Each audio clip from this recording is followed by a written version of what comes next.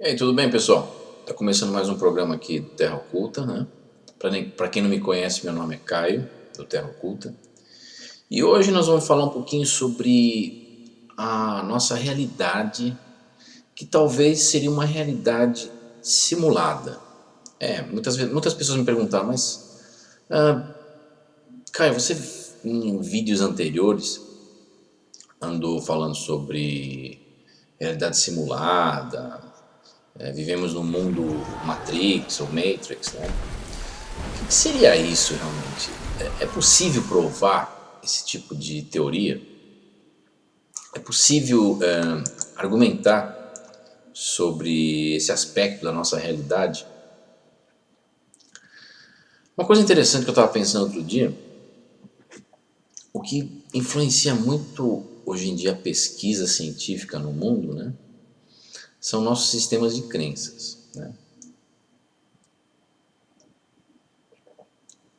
Geralmente a gente não chega a uma conclusão através de uma pesquisa ampla científica, né? De uma maneira que possamos investigar certos aspectos da nossa realidade através de vários ângulos de nossa realidade. Né? Muitas vezes, muitos pesquisadores se acomodam, né? E acabam chegando a ideias incompletas sobre a nossa realidade. Né? Aliás, eu acho que essa aproximação de uma investigação mais eclética, eu acho que ela falta hoje em dia na pesquisa científica. Né? Aliás, a mentalidade eclética entre os pesquisadores também em falta. Né? Por que isso? Porque hoje em dia eu acho que fazer ciência se tornou algo um pouco que voltado à especialidade. Né? Por que eu estou falando isso? Porque hoje em dia, quando a gente começa uma pesquisa científica, muitas vezes o pesquisador de uma área X ou Y, Z, ele não troca ideias com outros pesquisadores de outras áreas. Né? A pesquisa científica ela fica muito voltada a uma área definida, por exemplo, como matemática ou física teórica. Então, há essa carência de uma troca de ideias e fazer com que a pesquisa se torne uma coisa interdisciplinar. Né? Então, a especialização não é a chave para o avanço científico hoje em dia. Muitas ideias que nós acabamos chegando incompleta ocorrem devido a essa falta desse aspecto interdisciplinar da pesquisa. Né? E muitas vezes certas coisas não dão para ser explicadas através do método empírico. Né? O que é o método empírico que hoje em dia muitos cientistas se vanglorificam em colocar sobre a mesa? Né? O método empírico é aquele método onde você pode repetir a fenomenologia em laboratório, ou seja, você pode medir, repetir, pesar um fenômeno em si em laboratório. Né? Mas existem certos fenômenos, uma certa fenomenologia que não dá para fazer isso em laboratório. Nós não conseguimos fazer isso em laboratório, principalmente quando essa fenomenologia envolve o quê? Escolha e consciência. Né? Então, se realmente a nossa realidade é simulada e existem outras realidades, outros universos, como muitos físicos teóricos propõem hoje em dia, como aquele pesquisador Hugh Everett, naquela teoria quântica dos multiuniversos, né? Se realmente existem essas outras realidades, e existem seres ou espíritos, como certas doutrinas religiosas comentam, e não podemos vê-los, como provar a existência deles através do método empírico? Quase que impossível. Principalmente se você colocar um espírito em laboratório e falar assim, olha, move aquela cadeira através de uma fenomenologia de efeitos físicos. Ele vai mover se ele quiser ou não. Por quê? Porque no experimento em si, o fator predominante aí é o quê? A escolha, a consciência. Então fica muito difícil. E é interessante que os físicos hoje em dia eles se vanglorificam de taxar várias pesquisas científicas serem em várias áreas fenomenológicas, como pseudociência, porque as mesmas não conseguem seguir a metodologia empírica, né? Então eles dizem, isso não é ciência, isso é pseudociência. Então eles rotulam, né? Mas o interessante é que enquanto eles estão fazendo isso, nós temos o quê? A cosmologia, ou a física teórica. E em cosmologia e física teórica, o método empírico também não se enquadra. Por quê? Como que nós vamos provar, por exemplo, a teoria das cordas? Ou seja, que tudo no universo, ou seja, toda a matéria no universo ela é formada através de pequenas cordas energéticas. E que o universo em si tridimensional é apenas um aspecto da nossa realidade. Ou seja, existe mais de 11 dimensões. Né? Como provar isso no papel? Matematicamente, no papel até dá para se provar, em física teórica, através de equações matemáticas e equações interdimensionais que provam a existência de outras dimensões no papel. Mas como provar isso na prática? Como provar certos mecanismos que ocorrem, por exemplo, dentro de um buraco negro, se nós não podemos entrar num buraco negro ou criar um buraco negro, né, através do método empírico? Quer dizer, a ciência hoje em dia acaba rotulando muitas outras pesquisas na área de parapsicologia ou fenomenologia como pseudociência, mas eles mesmos realmente não enxergam, né, o próprio nariz. Ou seja, em cosmologia hoje em dia e em física teórica, a situação é mais ou menos parecida com estudos da parapsicologia. Você não pode provar através do método empírico. Muitas coisas até dá para se provar, né? Através de certas observações astronômicas, mas, por exemplo, como a luz sendo curvada através de efeitos gravitacionais de estrelas. Você até consegue observar isso através de certos telescópios no universo e provar certas teorias. Mas muitas teorias realmente ainda não saíram do papel em física teórica e cosmologia. Então, realmente, será que a nossa realidade é simulada, né? Quando eu falo em realidade simulada, chegou-se à conclusão, com estudos feitos através de certos pesquisadores como Alan Aspect. Alan Aspect é um físico francês, né? Muito famoso pelo estudo de entrelaçamento quântico no Instituto Óptico de Paris, né? Ele verificou que as partículas subatômicas possuem propriedades holográficas, né? E o que é um holograma, né? Um holograma é uma invenção recente, né?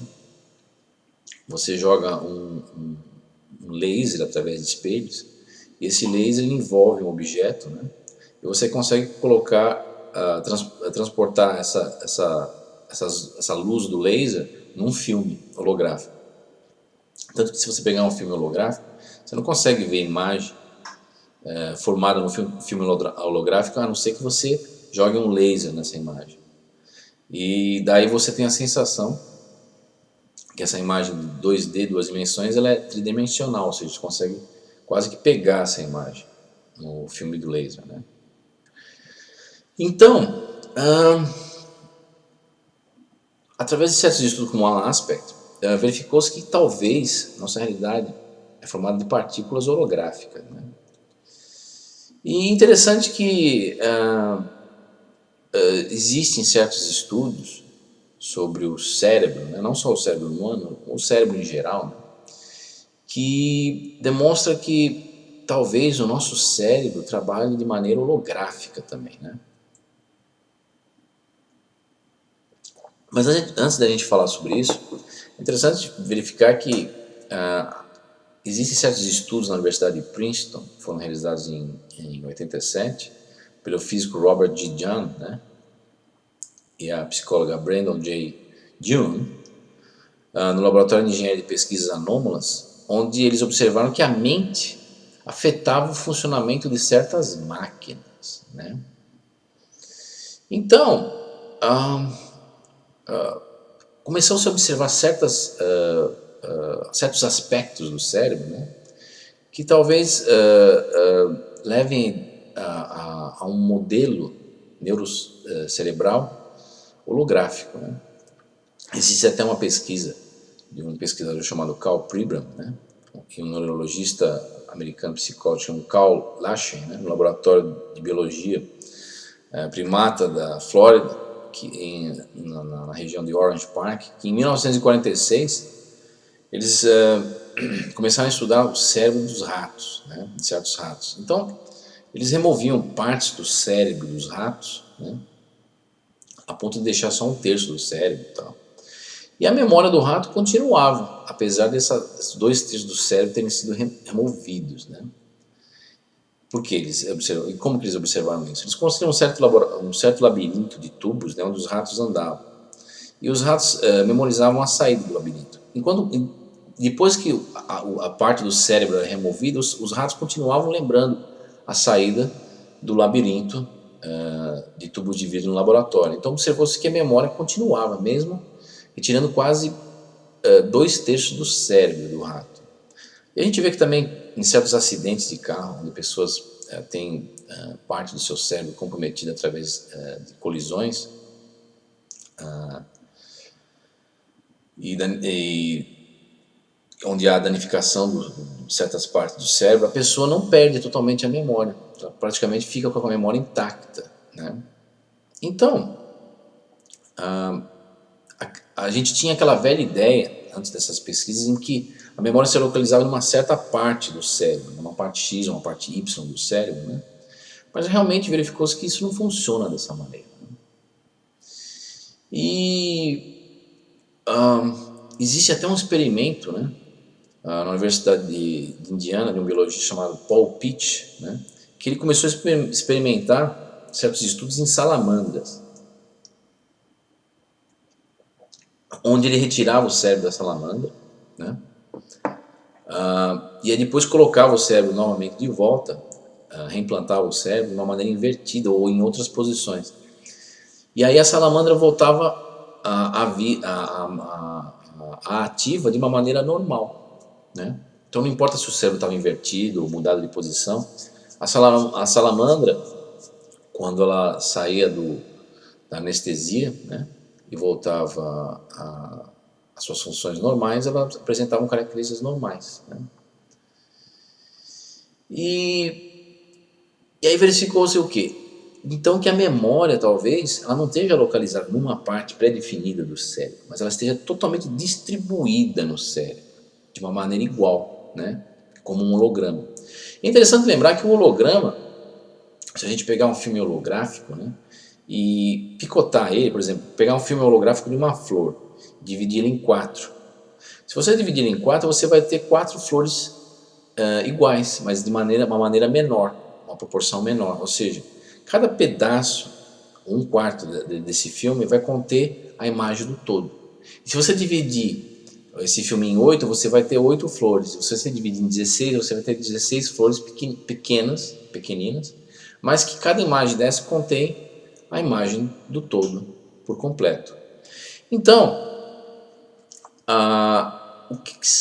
que conclusão se chegou a isso? É interessante lembrar que, então, se a nossa memória realmente, o nosso cérebro for holográfico, e a memória for distribuída de uma maneira igual no cérebro, em qualquer parte do cérebro, cada parte do cérebro contém o todo, né? Ou a memória toda. Se você retirar uma parte do cérebro, lá vai estar a memória completa sua. Eu estava pensando outro dia, então, por que nós esquecemos, ou nossas memórias, às vezes, elas se tornam vagas ou apagadas na nossa consciência física, né? Ou seja, no nosso cérebro físico, né? Porque talvez nós não temos ou perdemos a capacidade de possuirmos uma interconexão maior no cérebro. Ou seja, se o cérebro realmente for trabalhar de uma maneira holográfica, lembra que eu falei no começo aqui do programa? Se a gente dividir a flor, ou o filme holográfico da flor, em várias partes, você vai ter várias mini flores E cada vez que você vai dividindo, por exemplo, um filme holográfico, você divide em 4, você vai ter 4 flores. Se você pegar uma parte dessa flor, essa parte já não vai ser tão nítida como a imagem completa holográfica da flor. Se você dividir em 16 partes ou 24 e assim por diante, essa nitidez, você vai perdendo essa nitidez cada vez mais que você divide esse filme holográfico. Talvez a memória funcione dessa mesma maneira. Por o cérebro só ativar uma certa área neurológica, ou uma certa área cerebral, no momento que você está lembrando algo que ocorreu no passado, essa área, por sua vez, ela engloba a memória total do fato ocorrido, mas por ser somente uma área diminuta, você não tem uma memória completa ou vívida do ocorrido. Somente você teria ela completa se essa memória fosse ativada por completo no cérebro. Ou seja, nós esquecemos pela falta de interconexão física cerebral necessária para ativar essas memórias holográficas de uma maneira mais nítida, né? Olha que interessante, né? E interessante que, se a gente passar isso para a nossa realidade, se as coisas funcionam de uma maneira holográfica, por exemplo, cada parte diminuta do nosso corpo, por exemplo, pode conter a informação diminuta ou proporcionalmente diminuta do universo inteiro, ou do cosmos inteiro que nos cerca. É interessante, né? Por isso que eu, às vezes no programa aqui, no Terra Oculta, eu comento que nós somos mini-universos. Por quê? Porque talvez cada porção do nosso ser contém uma parte diminuta proporcional, ou a informação diminuta proporcional do universo inteiro, né? Então é uma observação muito interessante. E é interessante lembrar também que como que nós observamos a realidade? Através do quê? Através da luz e dos nossos sentidos, né? Isso a nível visual, né? E falando em nível visual, é interessante lembrar que existe um pesquisador chamado Jean B.J. Fourier, né, um francês, que desenvolveu certas equações matemáticas que convertem qualquer padrão de forma em ondas. E daí você tem o quê? A criação da televisão, né? Ou seja, formas em ondas eletromagnéticas, que por sua vez os elétrons no tubo de televisão formam uma imagem, né? E em 1947, essas equações foram aperfeiçoadas por um outro pesquisador chamado Dennis Garbo, em 1947, né, que ganhou até um prêmio Nobel. E através dessas equações descobriu-se o quê?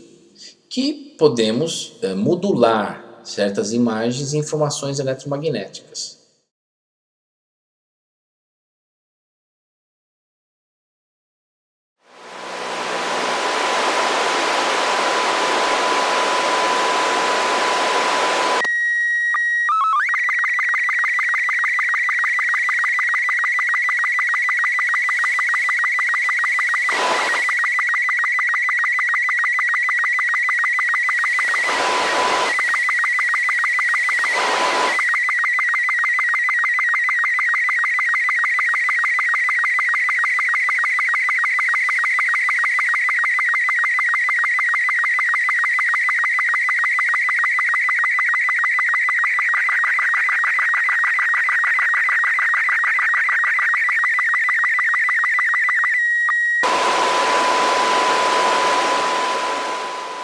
E por sua vez, e vice-versa, certas ondas eletromagnéticas e imagens. E é dessa maneira que talvez a nossa realidade é entendida pelo nosso cérebro.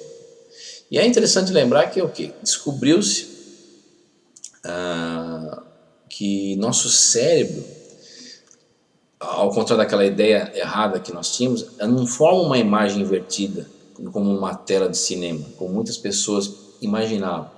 Mas o cérebro forma uma imagem através dessa modulação que obedecem essas equações de Fourier. Ou seja, a imagem entra na nossa retina. Quando a luz atinge nosso nervo óptico e nosso cérebro, o que acontece?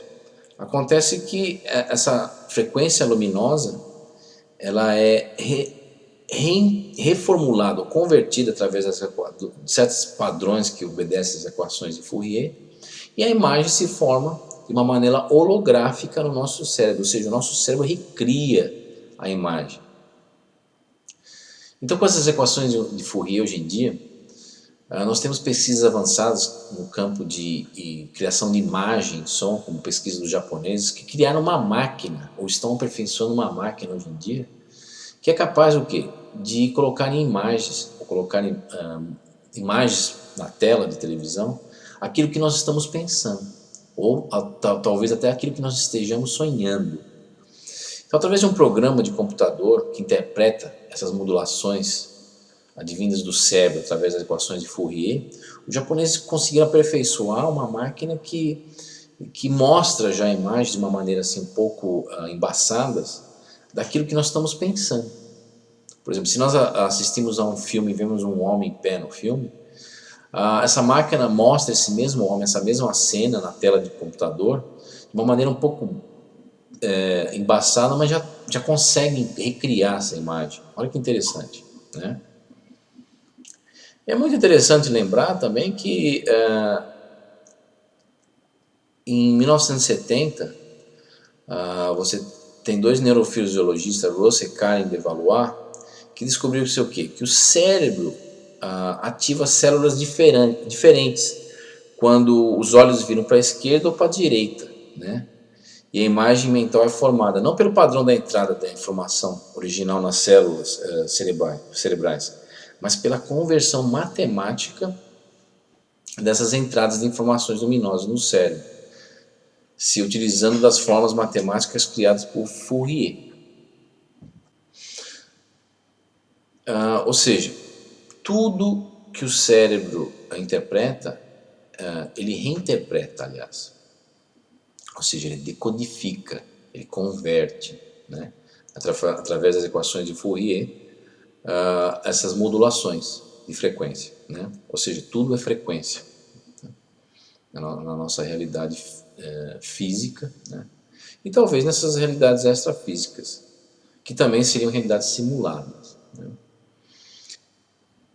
Existe até uma pesquisa interessante, feita nos anos 30, 1930, pelo pesquisador russo Nikolai Bernstein, né? Nikolai Bernstein, ele vestiu vários dançarinos, né, totalmente de preto, e pintou em várias junções do corpo, né, cotovelo, joelho, mão, pontos brancos, né? Então colocou esses dançarinos a dançar em frente a um fundo preto, né? E ao filmar esses dançarinos, o filme produziu somente pontos brancos se movendo nas junções, né? Aquilo que nós fazemos hoje em dia na computação gráfica, né? Então, com as equações de Fourier, ele verificou que o nosso cérebro possuía o quê? A capacidade de prever os movimentos antes que eles acontecessem, uma margem matemática antecedente de alguns centímetros, né? E isso é feito por quê? Porque esse movimento contém um padrão de uma onda frequencial, né? É interessante que, por exemplo, quando a gente aprende, por exemplo, a andar de bicicleta, né, o cérebro não aprende cada movimento que aprendemos ao andar de bicicleta.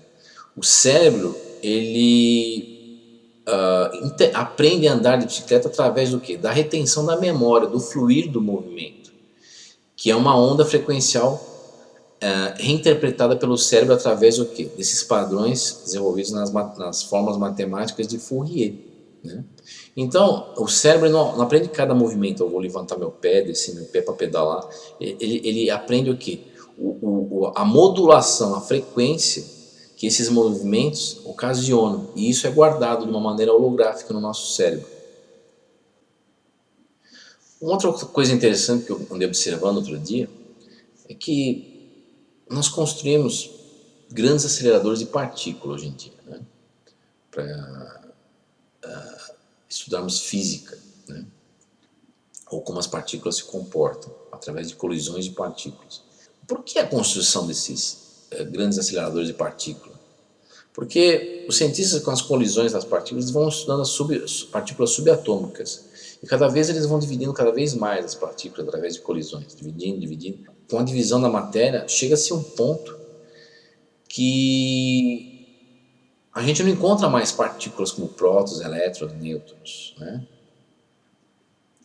Com traços e características de matéria em grande escala como conhecemos, né?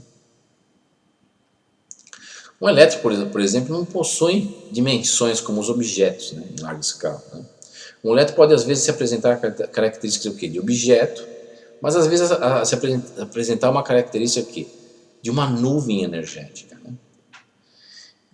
Então, existe uma pesquisa de um pesquisador americano chamado David Bohm, que é um pesquisador muito famoso na área de física quântica, né, em que ele, em um laboratório de radiação na Universidade de Berkeley, na Califórnia, ele estudou um outro estado da matéria chamado estado plasma, né?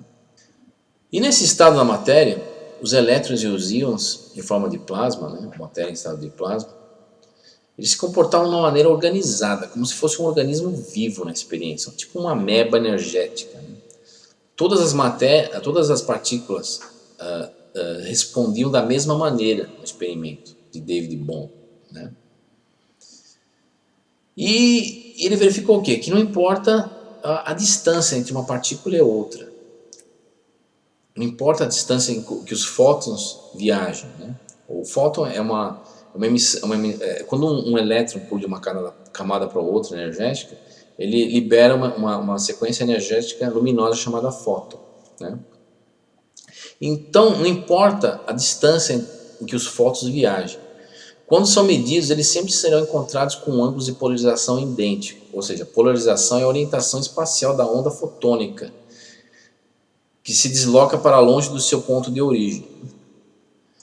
Então verificou-se o que nesse experimento? Que a matéria em si, as partículas subatômicas, não são partículas que sejam observadas como coisas independentes, mas como entidades pertencentes a um sistema indivisível.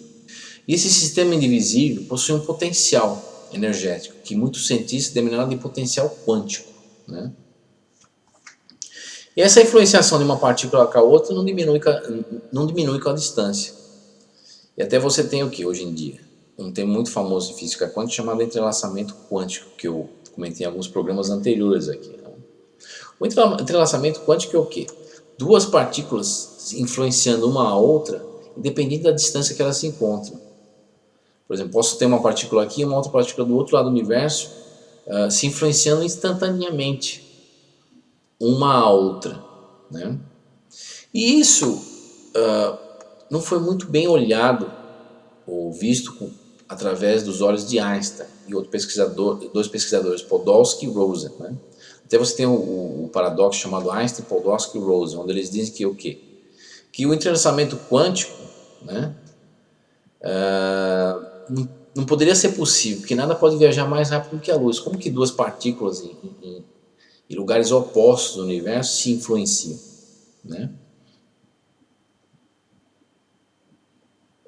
É interessante lembrar que David Bohm, em sua teoria, ele disse uma coisa muito interessante sobre a nossa realidade, que por sua vez pode ser até holográfica simulada, como eu comecei a colocar aqui no programa. Por quê?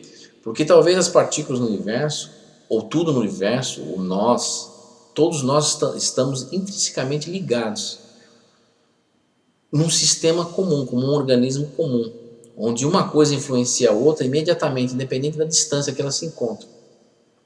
É interessante lembrar que quando você tem, por exemplo, fenomenologias como a telepatia, né,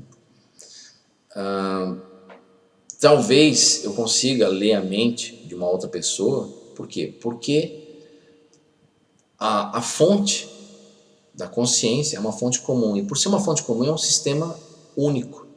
E esse sistema único é totalmente interligado instantaneamente de alguma maneira. Então, eu consigo captar o que a outra pessoa esteja pensando. Por quê? Porque eu faço parte do mesmo sistema, que por sua vez é um sistema único, que ainda não entendemos como funciona, né? E existem outros aspectos da realidade que também denotam, talvez, que vivemos numa simulação, né? Holográfica, universo holográfico. Até existe um livro, um pesquisador chamado Michael Talbot, né? Que fala sobre o universo holográfico, né? Para quem quiser dar uma olhadinha, né? E é interessante que muitos físicos hoje em dia fazem um monte de físicas mirabolantes, como a teoria da matéria escura, né? Porque a matéria escura surgiu pelo simples fato que os cientistas não conseguem explicar de uma maneira gravitacional a existência dos outros 95% do universo que influenciam de uma maneira gravitacional os outros 5% restantes do universo, né? Então, suas equações não conseguem explicar certas influenciações gravitacionais entre a matéria no universo, entre as galáxias, né? Mas por que isso? Vale lembrar então, aqui para a gente finalizar essa ideia do universo holográfico e teorias científicas, que o quê? Como David Bohm dizia, qualquer teoria científica como física quântica não pode e nunca poderá ser completa quando tentar explicar a natureza das coisas. Por quê? Porque talvez a natureza das coisas seja infinita, ou ligada ao infinito, ou ainda infinitas possibilidades, né?